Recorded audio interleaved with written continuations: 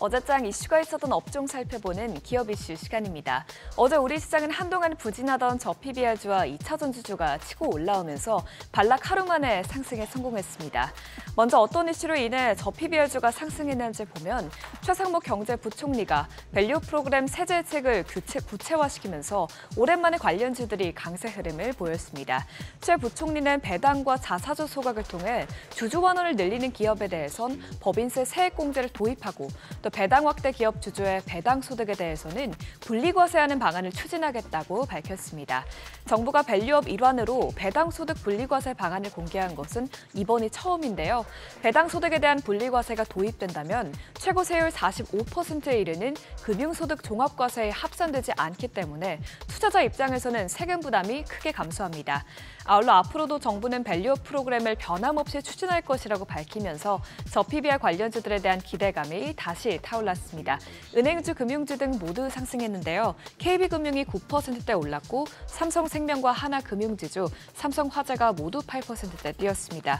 이어서 신한지주도 6%대 강세 흐름을 보였습니다.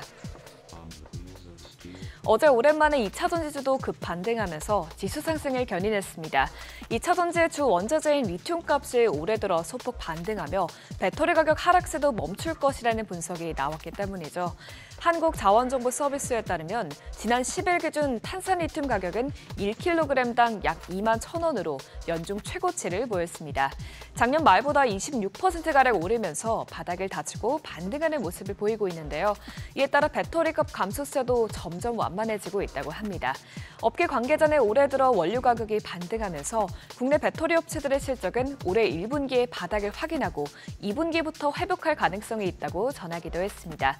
이런 소식이 어제 2차전지주와 리튬주 모두 급등세를 보였는데요. 포스코 퓨처엠과 에코프로머티가 실적에 대한 기대감에 9%대 뛰었고 SK이노베이션과 에코프로비엠이 각각 6.55%, 5.49% 상승했습니다. 이어서 LG에너지솔루션은 테슬라가 LG엔솔에 6조 원 규모의 전극을 주문한 것으로 확인되면서 3%대 상승 마감했습니다. 삼성전자가 예상보다 더 빨리 5세대 고대역폭 메모리 제품을 엔비디아에 납품할 수도 있겠습니다. 반도체 업계에 따르면 삼성전자의 HBM3 샘플과 관련한 엔비디아의 테스트가 마무리 단계에 접어들면서 막바지 승인을 기다리고 있는 것으로 알려졌습니다. 이에 따라 업계에서는 이르면 올해 상반기 중에 삼성전자가 엔비디아에 납품하게 될 것으로 예측하고 있는데요. 당초 예상했던 납품 시기인 3분기 말이나 4분기 초보다 시기가 훨씬 앞당겨지는 것입니다.